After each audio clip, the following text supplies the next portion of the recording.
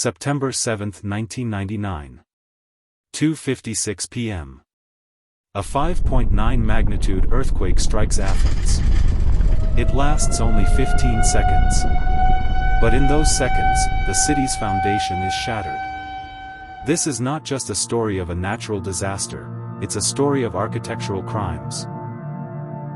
Today, we are going to look into the tragedy of Ricomex, a name that became synonymous with one of the darkest days in modern Greek history.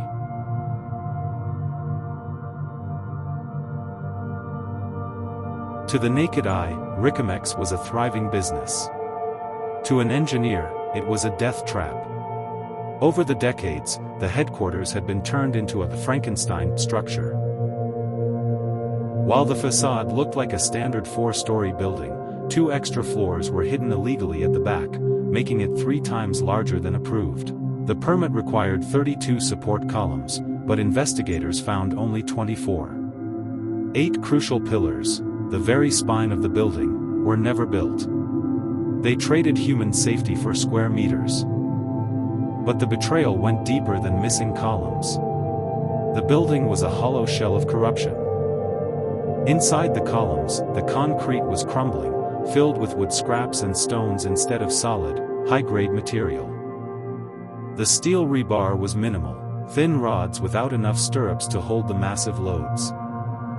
Old cracks from previous tremors weren't repaired, they were simply covered with plaster to hide the structural decay.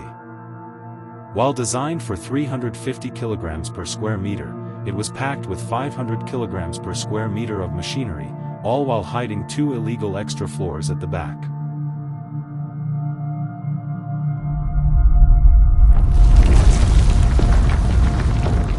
When the 5.9 magnitude tremor hit, the building didn't just shake, it surrendered.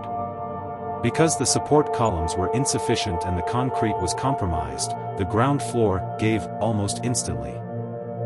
What followed was the nightmare scenario, a pancake collapse. Without internal beams to redirect the energy, the massive, forbidden, solid slabs became unguided guillotines. Each floor slammed into the one below with thousands of tons of force, accelerating the destruction. There were no voids, no triangles of life. In less than 10 seconds, a 4-story industrial complex was reduced to a heap of rubble barely 3 meters high. The building didn't fall over. It folded into itself, crushing everything and everyone inside. Amidst the dust, a desperate race began. For days, EMAC rescuers crawled into unstable crevices. They worked in absolute silence, listening for a whisper from the 39 souls trapped below. Rescuers risked their lives as aftershocks threatened to bury them too. Some were pulled out in miracles that gripped the nation, but for most, the math of greed had already sealed their fate. In the first major trial, the board of directors and the engineers faced charges of manslaughter with eventual intent. The prosecution argued that they knew the building was a death trap.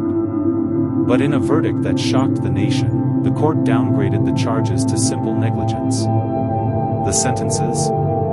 Minimal. Most of the defendants were either acquitted or received sentences that were bought out for a few thousand euros.